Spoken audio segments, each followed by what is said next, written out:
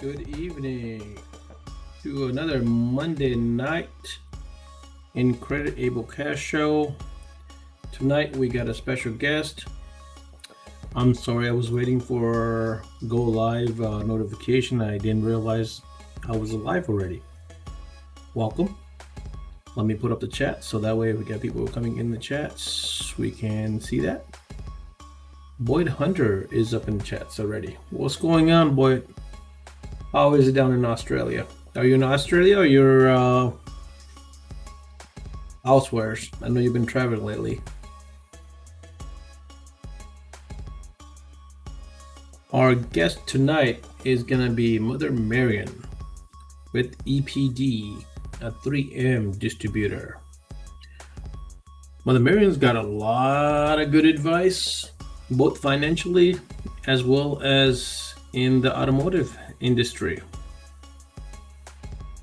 Lunchtime Tuesday in Sydney. Nice.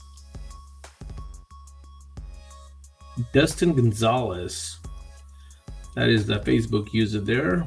Dustin, if you're not familiar with these live, you really gotta go here. I'm gonna put it on the bottom. chat.restream.io/FB. Allow Facebook access your name and profile picture so that way when you comment, we know who it's coming from. Anyways, we should have Mother Marian coming on in just a second. How's everybody's Monday night going? I know down here in Atlanta it is really cold, at least cold for us. Some people up north, it may not be as cold. But this is why my mom isn't responding to Christmas list requests. Yes, Christy, that's exactly why she's not responding to you. Let's get her on. Okay, so let's have you let's have her answer your Christmas list requests. Let's everybody welcome Mother Marian. How are you doing tonight? Can you hear us well? Hi guys, happy Thanksgiving. Happy late Thanksgiving, since Thanksgiving was last week. Yeah, exactly. Hey, what is Chrissy saying about a Christmas list? She's like, I've been trying to get in touch with my mother, but she's not answering. Is this why she's not answering? Oh, okay. What's happening? Not much. How about you? How are you doing? Crazy day today. I had vinyl training class and things ran a little bit late, but here I am. Well, you're here, so welcome. I'm here. Awesome. How was your Thanksgiving? It was great. We went to Ocean City. We have a beach house over there with Chrissy and her husband and my granddaughter. We had a good time. That's and their awesome. dogs on the beach. I know. I saw that pictures. Yeah, it looked like some fun. Good time right there. It was fun. We had a good time. Awesome. What about you? Downtime with the family. I had my immediate family, my brothers, and a couple friends that came down for Thursday. We didn't do turkey, but we had a good meal. It was a good time. My wife was crying yesterday. The Thanksgiving break's over. School started. I had to take my son into the doctor today because he'd been sick all last week. So luckily it's nothing much. So hopefully everything is gonna get better soon. Good. Right, so we got some comment. I tried to scare her a couple of times, but no luck. I need to up my game. All we see, Christy, is you getting scared. We haven't seen Miriam get scared at once. We have the videos to prove that. Yeah. She's so easy to scare. She doesn't get it. All these years, and you can just go by and say boo to her, and she'll jump out of her seat. So she's messing with the wrong person. What can I tell you? Awesome. So let me redo the introduction. Mother Marian, why don't we get a little background on you? Please tell us about yourself, who you are, Sure. What is your background? Yep. So I am Marian Georgakis. I've got the nickname Mother Marian. Actually, one of my customers, one of my dealers gave me that nickname because I kept on telling him what to do. You got to do this. You got to do this. And he wouldn't trust me. Well, finally he did it, and things went straight uphill for him. And because I know better to listen to Mother Marian, and that's how we all started. Okay. I work for EPD, Energy Products Distribution. I've been there about 16 years now. Prior to that, I owned a graphic installation company, strictly service. And at EPD, I'm doing sales, marketing, and vinyl training. Very We awesome. have training class coming up. I know. I was just about to mention that. I'm looking forward to it. We actually have a training class in a couple weeks that Mother Marian has volunteered for a few of us in the industry. We really appreciate that. It's gonna be me, Sean, G, Tintman, Avery, Trip Turner. Obviously, we all know from Thursday night giveaways. If you're on the WFR group, what that is all about. My lucky charm. And I believe somebody else. I forgot there was somebody else. I think one other person. Sean's son.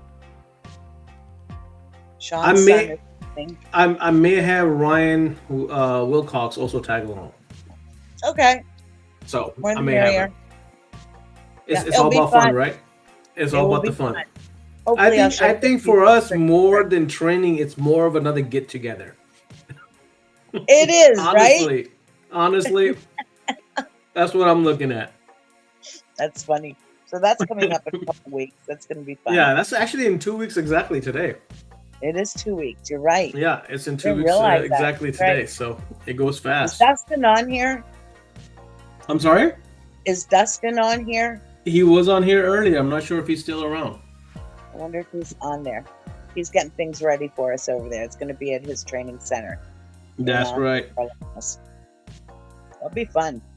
So anyway, that's about me. I've been, what's interesting, and I keep on saying it, how much I see this industry has changed for the better.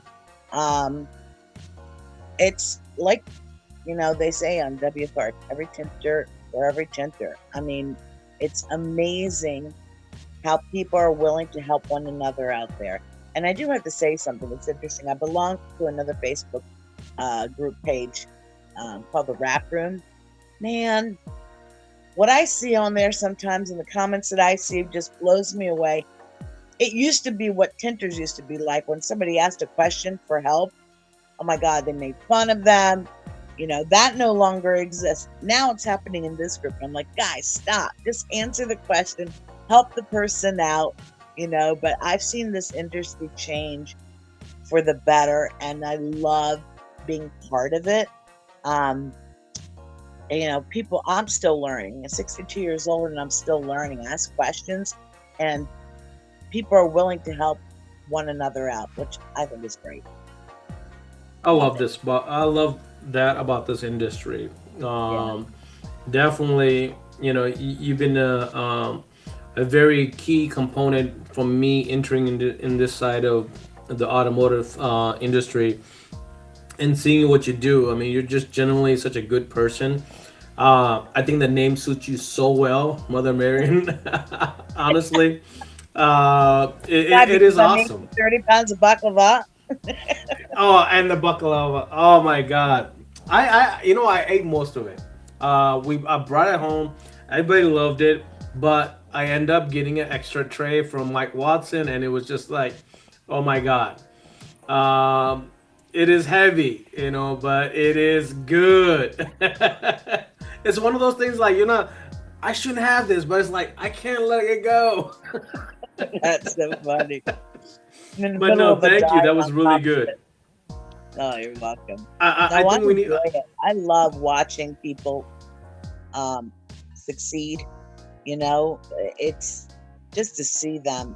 So many of my dealers I've seen, starting off at 19 years old and now they're in their 30s or 40s, and it's like, wow, this is unbelievable. That's This is exciting. George L. Chingo saying, "Mother Mary, may I?" But It depends, George. Brazil. He just got back from Brazil. yep, That was exciting. Yeah. yeah. So there's a lot of people that's seeing this. The change in the industry, I think is an awesome thing. I think what you mentioned earlier is that's literally what a lot of the other groups and other components in the industry should be doing is being there for one another and helping the industry grow, because all it does is it benefits everybody. Yep. When you help each other out, you just make it better, and then the next step is proper education for everybody, which I think in the long run will help help your business grow, help you individually grow. And what I love about doing this show is just trying to help people grow, whether it's financially or whether just knowledge wise. And I know you catch my show a lot, and you always have some good advice and tips in there. That's why I wanted to bring you on and get some of that stuff on both, financial side, industry side, and overall your take. I mean, you got, like you said, you've been with EPD for so long. You've had your own business.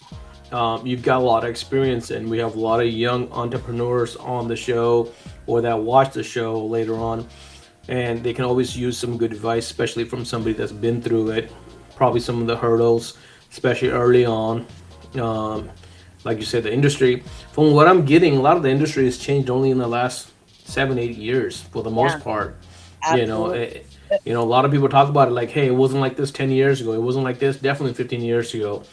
Nope. When I first tried to do tinting back in 09, oh my God, it was so hard to learn. And I literally bought a CD deck of learning, went through maybe one and a half, and just threw the whole thing away.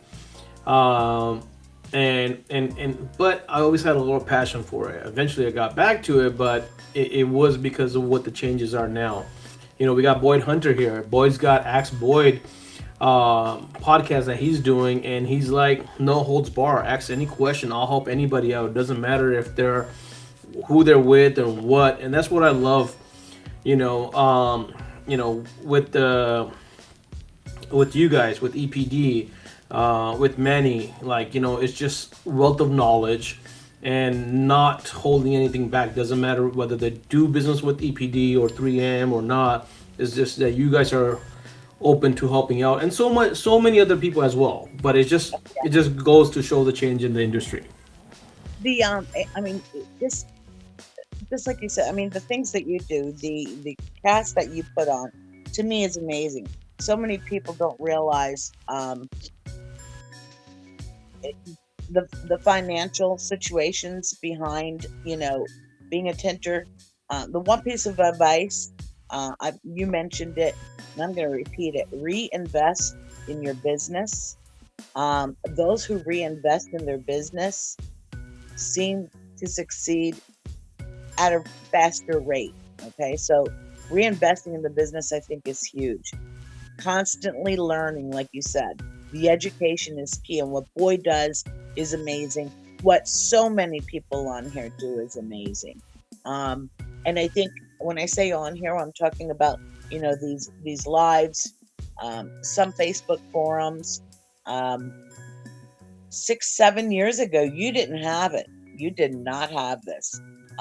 Nobody wanted to talk to one another other than my competitor. I'm going to share something. No, it's an industry, and this industry is growing so big, and it's becoming more like a family, a brotherhood, a sisterhood, where people are willing to help one another out. But we talk about the finances all the time, and I love the advice that you give all the time there, Cash. Thank you. I meant to ask, is this something that you do on the side, or is this just from your own knowledge and what you've learned in the No, past? my own knowledge. I mean, there's no personal gain. There's no. I'm not part of any company. I'm not selling any product. I'm not doing any of this. This really struck at the first WFR reunion. Like I said, I'm only been in this. I've been in automotive since 94, 95. Okay, so I've Okay. been doing automotive tires and wheels for most of my life. I'm originally from California, so I tried to do a group thing back in 2000 and I want to say 4 or 5, maybe 5 or 6 for the tire industry. It didn't happen. It came really close. It broke my heart. I literally moved across country because some family stuff and some of the industry stuff. Didn't want to be around those people anymore, like in my community at that time. So it's a lot of it is from personal experience. It was also from me being young, foolish, and not paying attention to some of the educational and financial part of it, and learning the hard way. So when Mistakes. Yeah. I when I went to the reunion, the first reunion, that was actually my first event I attended as well. I got to meet a lot of cool people that were in the industry for 10 years, 15 years, 20 years. To my surprise, 25 plus years. And when I look at as a business owner at the financials of window tinting business compared to my tire and wheel business, my overhead, or forget my overhead, my cost on material on my tires and wheel is 90% of the cost, okay, of when we sell something out to a consumer.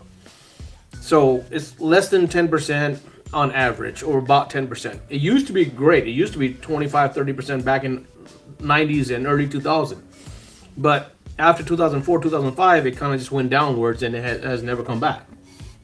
But now I get into the tent side, it's opposite.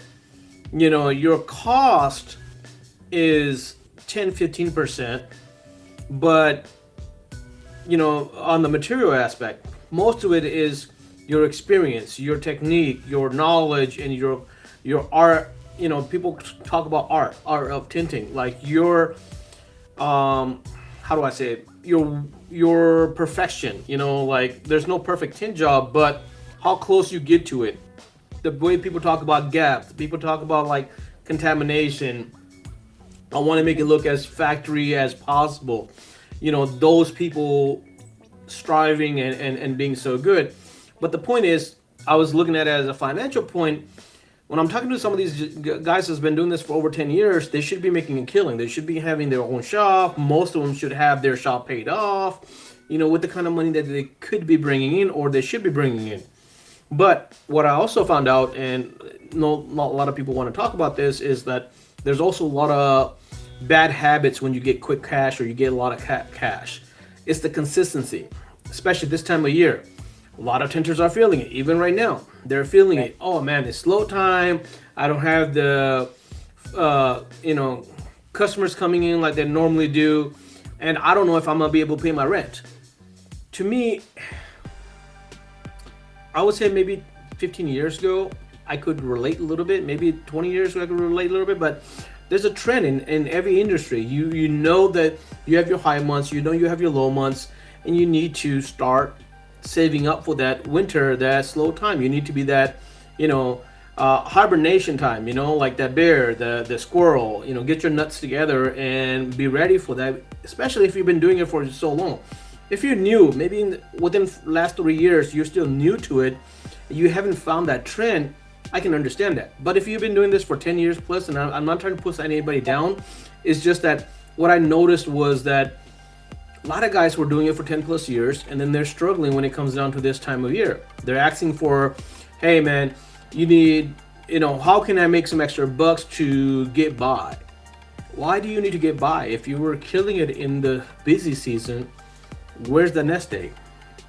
I love that you even offered Dean Mitchell, like, hey man, if you're near here, I have a beach house. You want to stay at the beach house? Like, I love that fact. Like, hey, listen, somebody has a beach house. That is, I want to have a country house. I want to like have a house for me and my brothers to, like, when we have Thanksgiving, when we have winter vacation, like where we can just all go chill, and it's like open land, and you can do, I like the old country, okay? Like, the immigration never leaves you, Right. You can be as American, but even that's not even true with a lot of Americans. A lot of Americans like that old country vibe. Like, look at Rick Tallman. I mean, he's did a wonderful job with WFR, and he's now got nice property up in Alabama, and he's happy with it. He's like, I don't care about the essentials. I just love being able to be with the nature, and not having to worry about my bills, not having anything, want to have it paid off, which is phenomenal to see. Right. And my point was, after the reunion, I talked to some of these guys, and I'm like, dude, why you guys don't have anything financially down? Then I met with Dean Mitchell at the reunion, and I really got more connected when he did that little live with Ryan Wilcox's daughter and her friend, where they were getting tips for passing the popcorn and stuff. And he's like, they're gonna donate the money towards Tenor for Cause. At that time, Tenor for Cause wasn't officially, 501c. Right. So it was just like that, and I'm talking about it, and my hairs are starting to stand up, but it was just like it ignited, because my daughter was exact same age. Okay, my daughter is same age as Ryan's daughter is. So for me, I was seeing my daughter through her, like that could be something that my daughter could be doing. But it was just a genuine, the kid wanted to help out. They did all this work, and they were giving all their money out to help out Tenor for Cause. No. And I was like, I did that. What can I do to be more like them? Honestly speaking, it was more like me, like, wait a minute, 8 years doing this. I'm, so much older. I guess I was almost 40 at that time. I'm 40 years old. I've been in the industry for over 20 years. What can I do to help out? The more I thought about it, talked to a couple guys, and I'm like, what about a financial institution? Because I did do something professionally for a little bit for financial side as well, which was, again, it was more for my own personal gain. It was for more of my own personal well-being and financial security. Is, having like life insurance, having a retirement plan, having, a savings that you don't touch, having something for your kids, college funds. So when they go to college, you're not having to be stuck with a debt. You're not having to come up with this money last minute, So I think you just turned this interview around. I mean, I just realized this right now. No, I love it. I love hearing about this. Oh my God, you're funny. I just realized this. I was like, wait a minute. I'm supposed to be interviewing you, and I'm going all out my story. You're much more interesting. Go.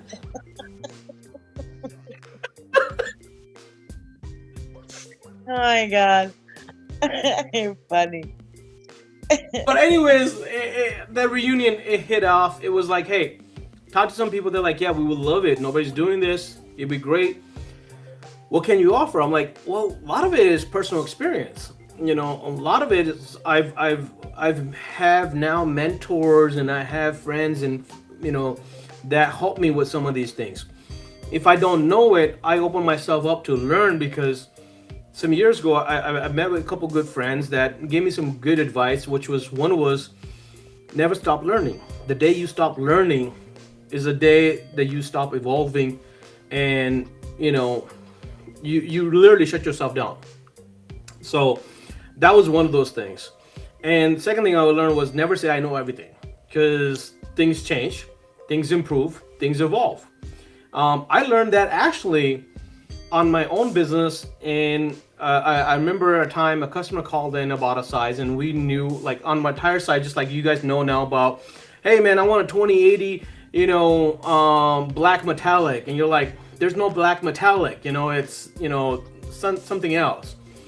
And it could be something that 3M is probably coming up, and you're just haven't got the news yet. Somebody had called me, and I remember this question exactly. Lexani Tire, which Lexani was a wheel brand, they came up with this size, because the tire sizes, first number is the width, second number is series, third number is your rim size. Well, the way they work is they always work with, back in the day, it started with 155, 165, 175. It's always a 10 increment on the first one. Second one was always, hey, 50, 55, 60, 65, 70, so on, so on. Well, Lexani came out with this weird ass size, 275, 23, 24. It used to be 275, 25, 24. I have not heard of that size. It was so new. A customer of mine called, say, hey, Cash, do you have that 275, 23, 24? I'm like, no, bro, you got it wrong. It's 275, 25, 24. He's like, no, Cash, it's 275, 23, 24. I'm like, no, you don't know. You don't know your sizes. I hang out with him, and he's a good customer of mine. I hang out with him, and I turn around to my brother, who is more of a book on sizes than I am. I'm like, have you heard of 275, 23, 24? He's like, no. He's probably talking about 275, 25, 24. I'm like, yeah, that's what I told him. He said, and my brother, he goes, he's younger than me, and he goes, let me look it up. Boom, boom, boom. He opens up thing, and he makes a call, and they're like, yeah, man, they're coming up with this size. Laxani's gonna make that size. It's a weird ass size, but yeah, we got it coming in. It's not available yet, but it's coming in a couple weeks. That stuck with me years ago now, is never say, I don't know. Let me find out, I'll get back with you.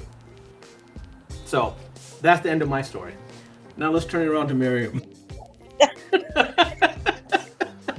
I'm gonna catch up on some of these comments. I missed all these comments. I'm supposed to be asking you questions and going over these comments. But I really want, I kept this one up here for Boyd. Boyd's been in the industry for a really long time. Love to getting to know Boyd. Met with them at SEMA again. And thank you, Boyd, for having that breakfast with me. Sorry I made you guys walk half this. He's made this comment really well, is that it's the really 3 to 5 years that's made a lot of changes. I know there's a lot of talks about the change that's happening in the industry. And a lot of people are saying, you know, hey, 2017, 2018 was the turning point for a lot of people. And a lot of it also kind of grew with the COVID. But there's that. You know, I didn't think about that. You're right. It happened. I guess that everything started changing just after COVID, right? People had a different mindset, I think, because of that. And, you know, reality hit. People got more humble, willing to help, willing to learn. Yeah, interesting.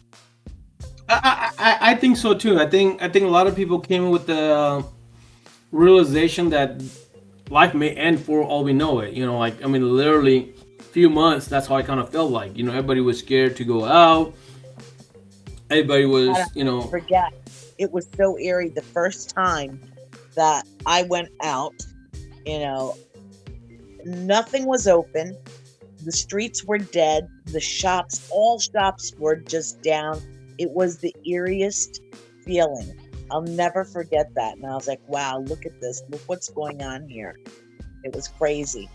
I was actually going to check on my mom. It was horrible. But anyway, yeah. Enough of that. So Christy, your daughter, M 2.0, she's got this great question. So what are some of the recommendations during the slow months to help grow your business? Well, I learned something recently in the last 2 years. And a lot of people are starting to focus on this, and some people are still not realizing this. Don't stop advertising. Don't stop putting content out. Don't stop.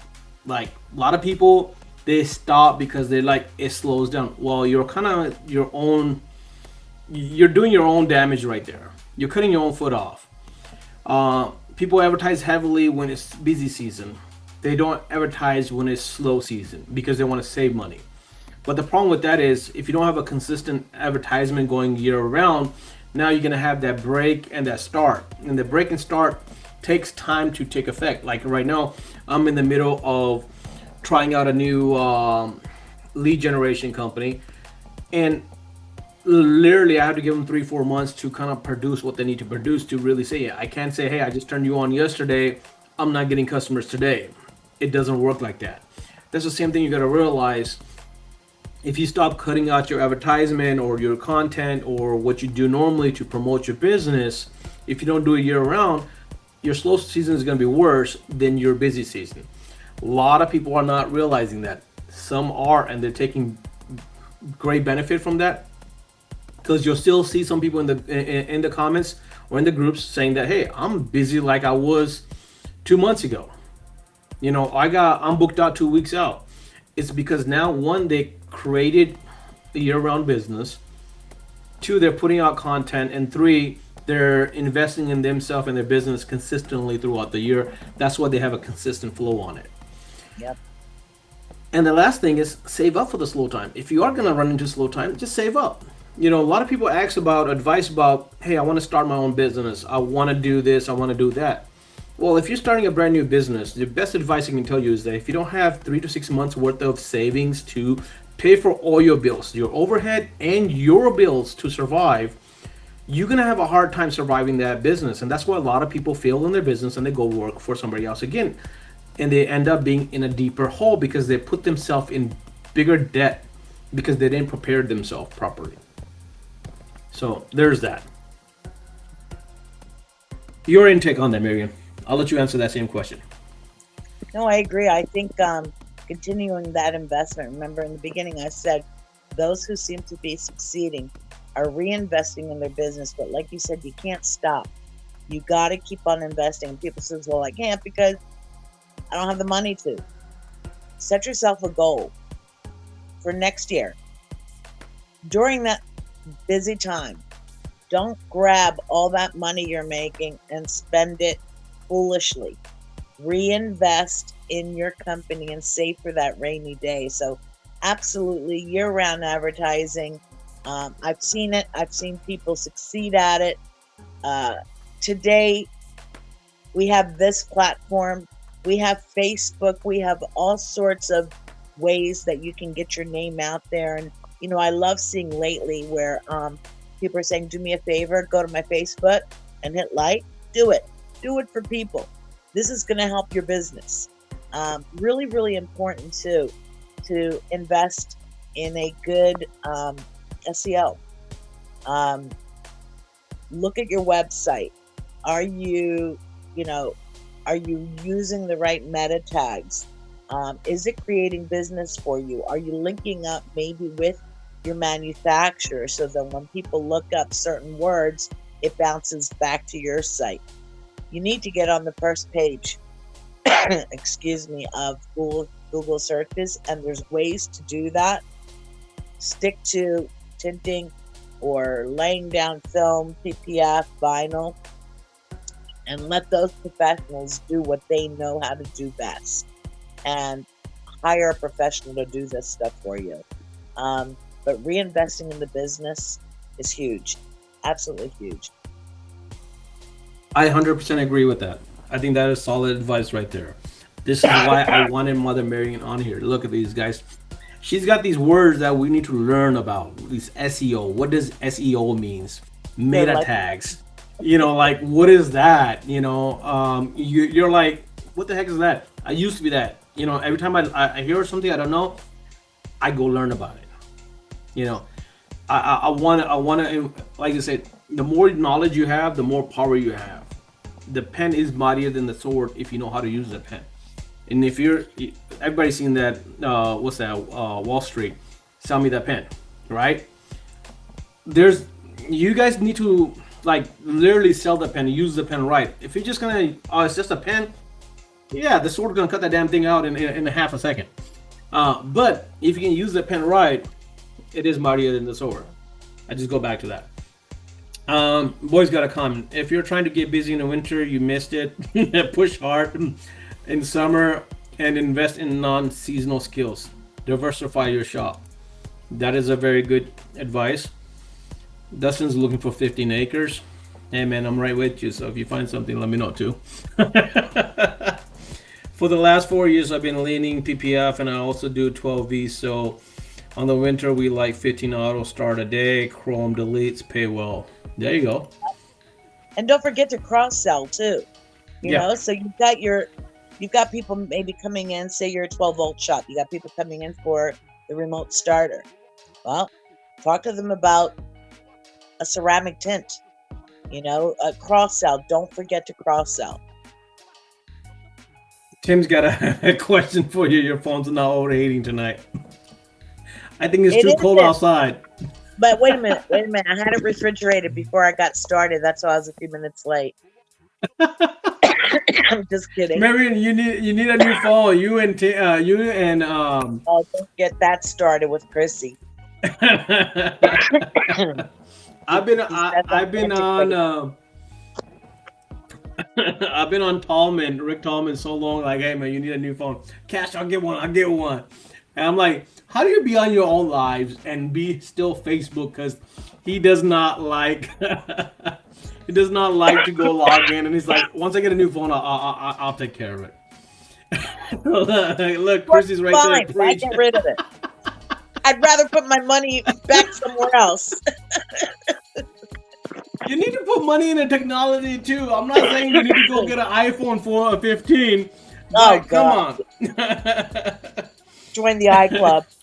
Uh, Tim doesn't we was proof. Yeah, put the freezer while she put a nap before the show. what Dustin is got some. what is that? That was Dustin replying to Tim. She was proactive and put it in the freezer while she took a nap before the show. He's right. Everybody in our industry got busy and didn't have time to be internet bullies. That's true as well. That bullying has come down a lot. And a lot of guys are actually standing up.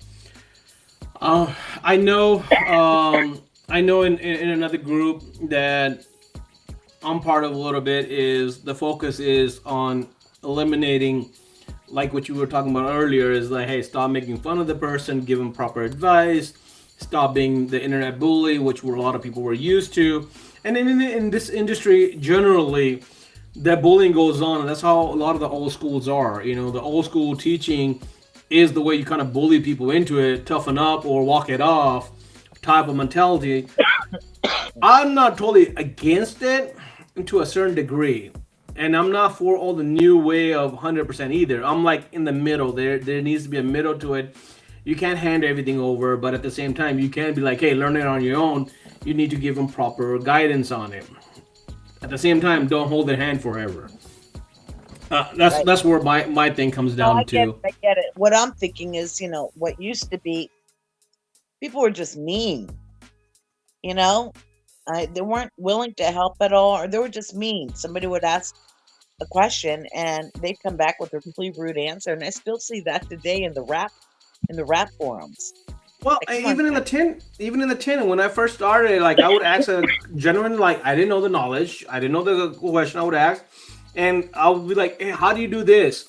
And the one that always pissed me off was easy.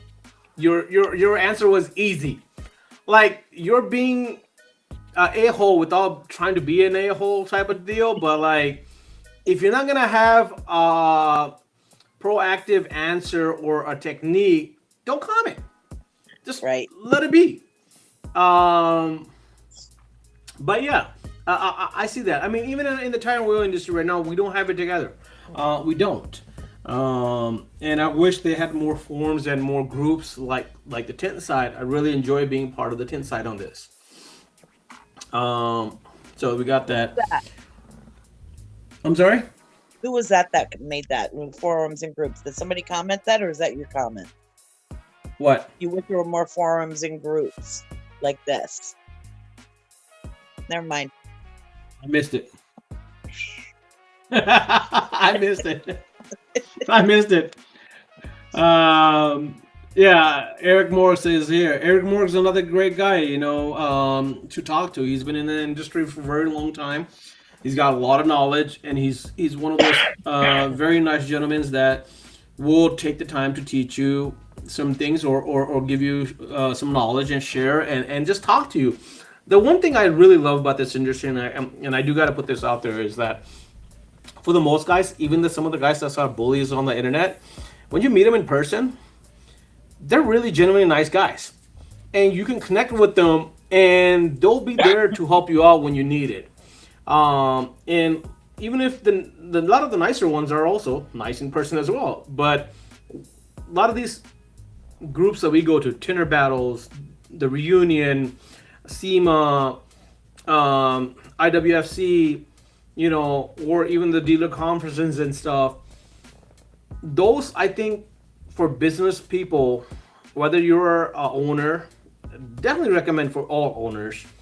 But if you're an installer, even if you're an installer and you want to improve your game, attending these things to either network and pick up a skill, pick up something new, and every event I go to, I always pick up something. I've been going to SEMA, and I repeat this, kind of like what Carlos did with the Tenor Battles, with since 1903, Medco. It's the same thing with me. It's like I've been going to SEMA since 1998. I had that stuck in my head, but the thing is, I've been going to SEMA since 1998. Every SEMA I go to, I try to hit up at least a couple seminars. I don't just go see the show. I go and get some of those free educational rooms that they have to sit down and learn. What you're talking about, SEOs. That's exactly a couple of the ones I did at this year. Even though I had to bounce through three different, because I'm in the tire side. I was in the North Hole for a manufacturer that were partnering up on the tire sides as an exhibit booth. I was in the West Hall with the tint side. I was all over the place. Even between all that, I still took a couple classes. And those classes was about the SEOs, about being on the first page, about staying relevant, about how to kill it in this new era. And this new era is changing fast and quick. The other thing about websites is, if your website is not loading in a timely manner, you're irrelevant. Because guys, when you search for something, and if it takes you more than 3 seconds for it to load up, you're already searching for the next thing. And there's a lot of websites, including my tire website, takes about 5 to 6 seconds to load up. I'm not as relevant on that website because of that. It's that, especially the people that are on their phone, whether you got Android or whether you got iPhone, if you're not loading up real quick, you're irrelevant. And you need to change that as well. You need to invest in an SEO program. You need to have some kind of lead generation. You need to have a good CRM program. You need to have, you need to have certain tools, to do that. And one of the things that, the really good secret here, I'll tell you guys, that I am trying to implement in my own business, you cannot wear all the hats. Marian said this earlier. Get the professionals that know how to do it. Have them do it so you don't have to do that and you can focus on what you're doing. But that also goes for your shop. Hire a counter person or a salesperson that can bring you business, that can close those leads, that can be there for answer the customer, so that if you're installing tint, you're not having to go back to the front office. You're not, even if you're not in the front office and you have it all in together in one area, you're not having to talk to the customer or explain to the customer. You're focusing on getting that job done, going on to the next one. That's where, look at Sean G. Tintman. I love watching his videos. I mean, he goes through 8-10 cars a day like this. I mean, that guy's literally a machine. That's where profit is, in the numbers. He works hard. He takes a whole bunch of vacations, but because he works that harder. Now, I'm going to go to this. I led up to this question right here is, buy a Honda, not a Porsche. Dude, buy a Porsche. If you can afford a Porsche and you work your ass off and you have enough funds where you have a savings, where you have a retirement, where you have everything and you can afford that Porsche, buy a Porsche. Buy 3 of them. There's nothing wrong with buying a Porsche, but don't go buy a Porsche if you can't even afford a Honda. That's the problem. The problem is we can afford a Porsche for 3 months. We can't afford it for the other 9 months. Or we can afford it for 6 months. We can't afford it for the other 6 months. You need to be able to afford it for the whole 5-year lease if you're doing a 5-year lease or a loan program. Now these days, if you go buy a car, they got 72 months and 84 months financial payments. God damn it, why are you signing up for 72 and 84 month payments? Financial education is right there. You're getting yourself screwed. I'm sorry for the language here, but guys, you shouldn't have, like, at max 5 years. At max 3 to 5 years is what you want to hit out for. Your goal shouldn't be monthly payment. Your goal should be what you pay out the door. This is why, like, Vinny, I love you, bro.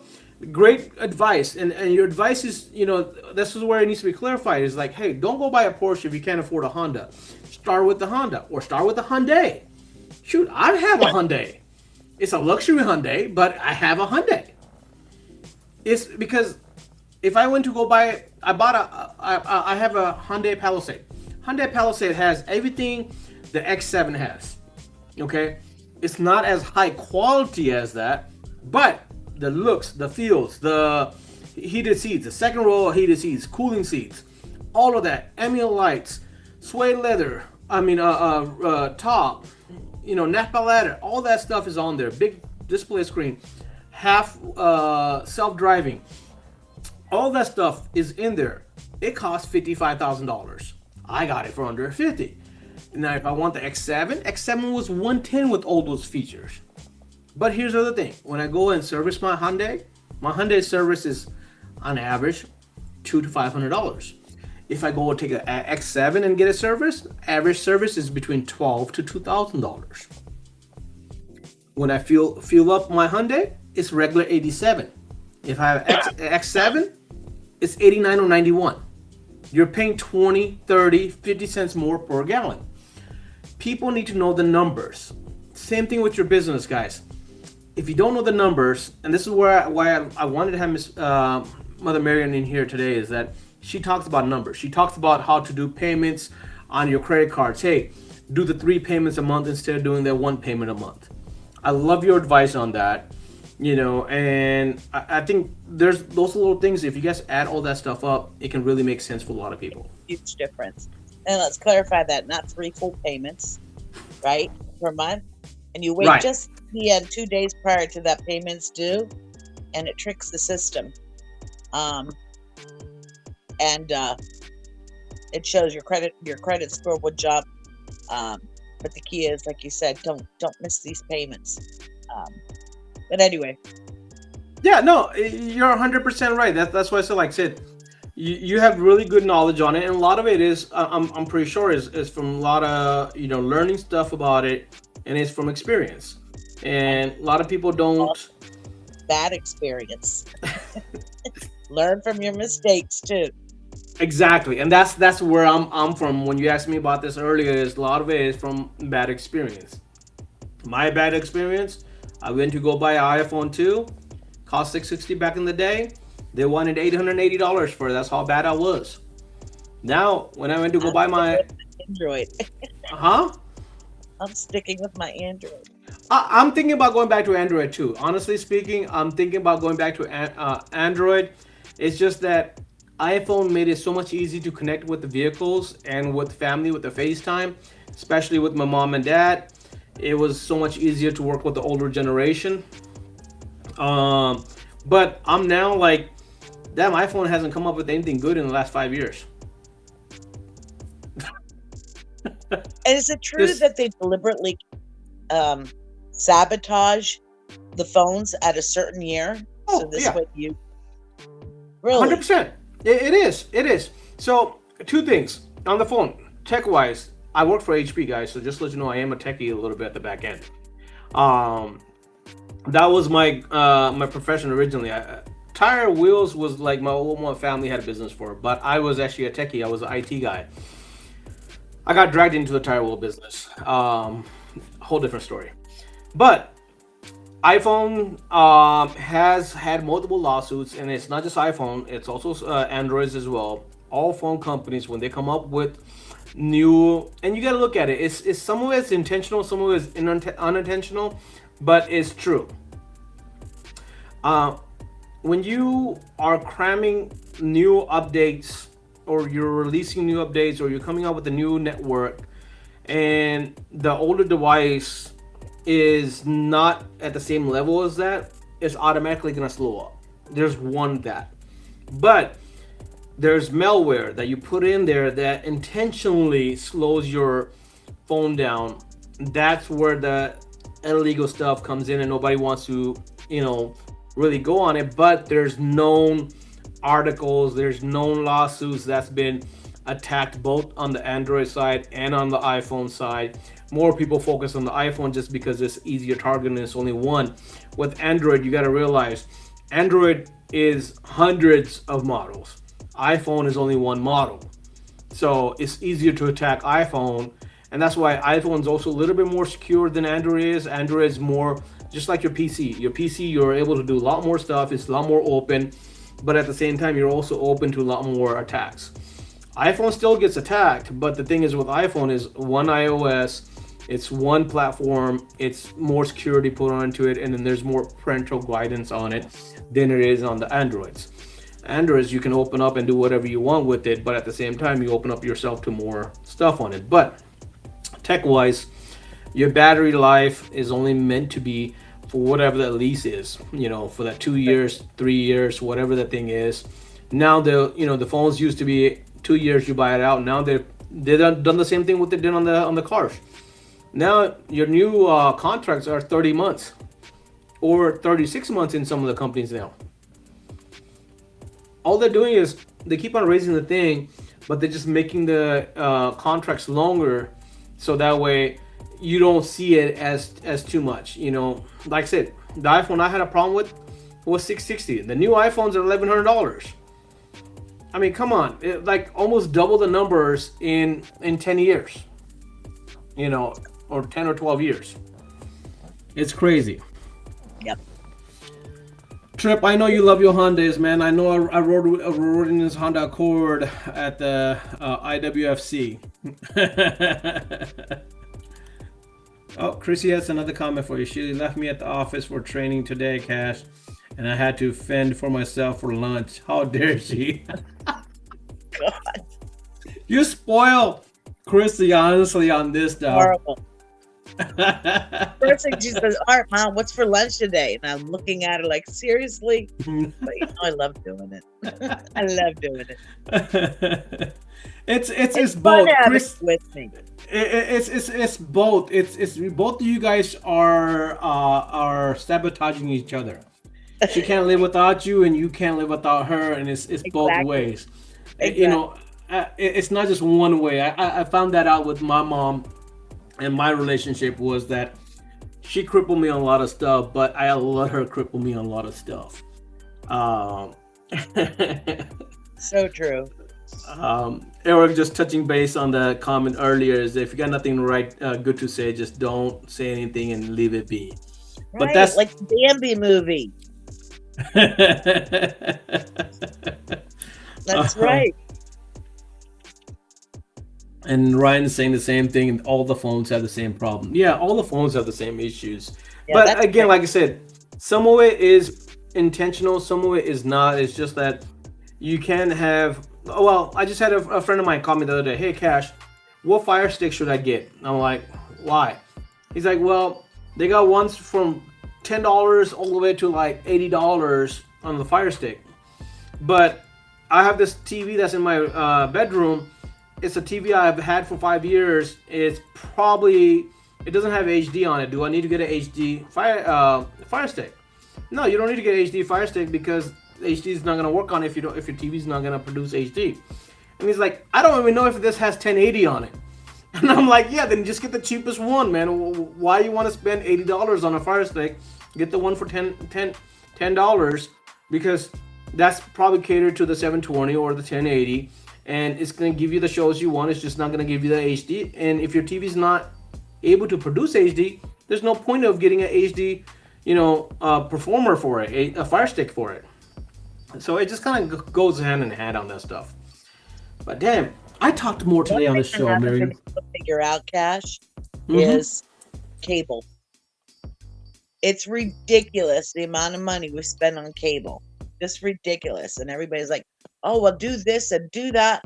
But then by the time you subscribe to stream, it all adds up to about the same. Haven't been able to break that shell. Okay, so let's talk about that. How much you spend on cable or around? You don't have to give me the exact number. $212 a month, 2 houses.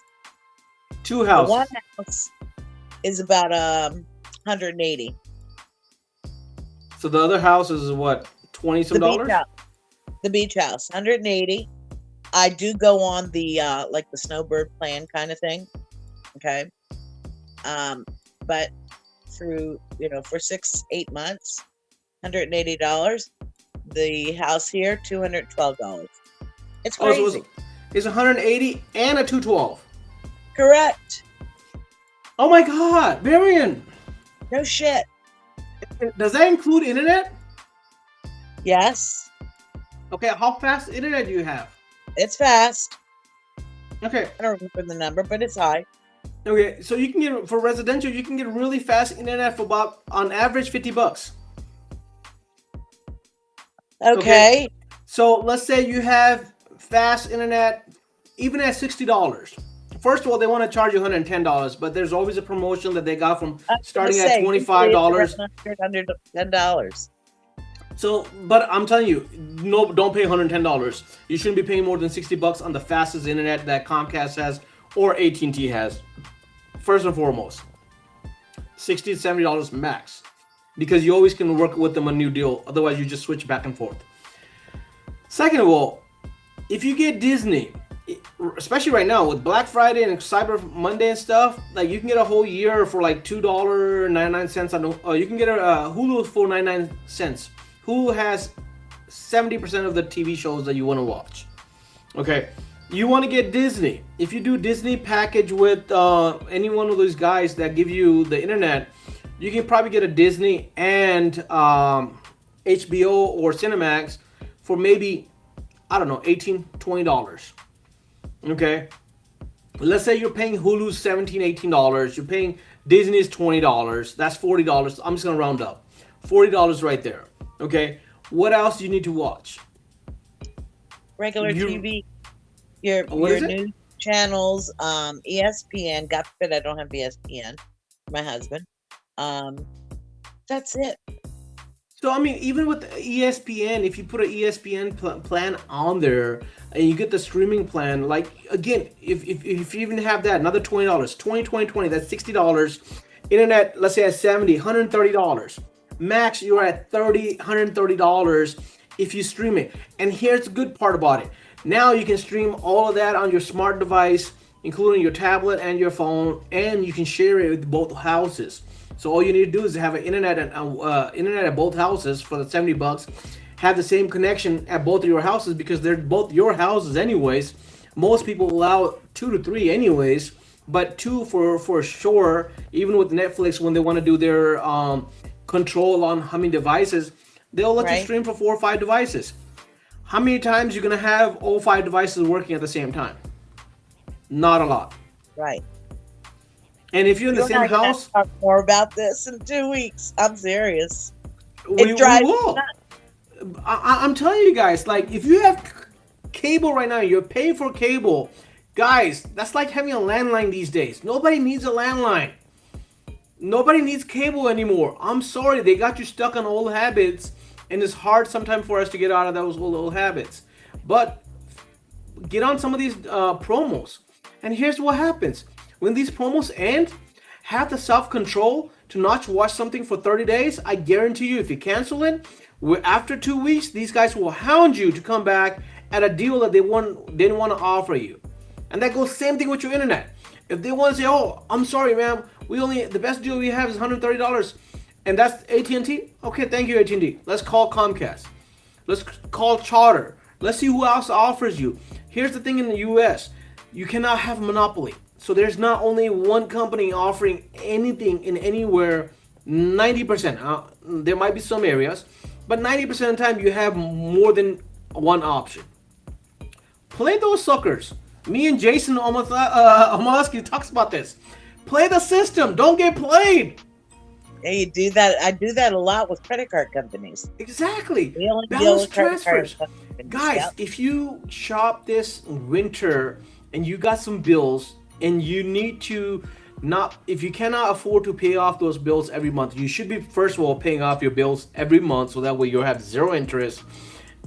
You should not ever use your debit card because debit Bingo. card is See, listen to that.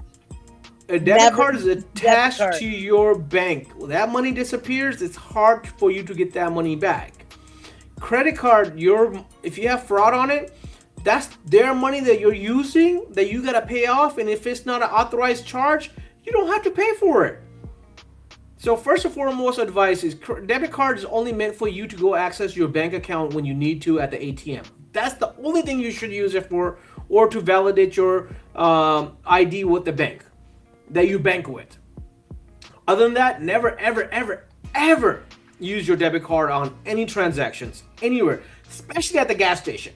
There's so many people that get screwed up at the gas station. Oh, They lose their identity and they're jeopardize their accounts, and then those accounts now have NSF fees, overdraft fees, and all these fees that will kill you. Um, that's what the debit cards. Use credit cards. Use your credit cards for every transaction. I have a credit card for gas. I have a credit card for groceries. I have credit card for Amazon. I have credit card for my Sam's Club, Costco. I have credit cards for eating out. I have 5 to 7 credit cards.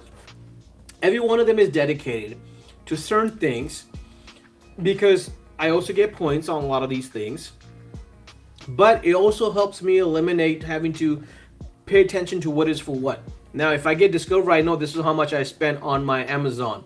If I using my Bank of America Visa, I know this is how much I spent on groceries or whatever. I'm just throwing these things out there, but I'm just saying I have. Oh, my city is for my gas, or my city is for my Costco, or hey, my Southwest card is for such and such thing. My American Express is for such and such thing. When I look at that at the end of the month, I know like, hey, I spent this much on groceries, I spent this much on eating out, I spend this much on gas, I spend this much on essentials. Okay, I spend this much on shopping. Shopping usually means like, hey, extra stuff like my wife bought some hardware for the kitchen, we bought some clothes, blah blah blah. There's cards for those things. We only keep Kohl's open just because she wants to buy stuff for the girls.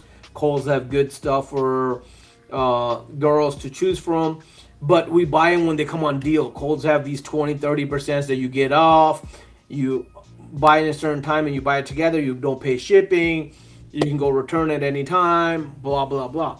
Take advantage of those things. But guys, use your credit cards, only your credit cards, to do any kind of purchasing. But pay those bad boys off every month. You treat it like a debit card. You just don't use your debit card because you don't open yourself up to fraudulent charges. Because if there is fraudulent charge, guess what? It's their money, not yours.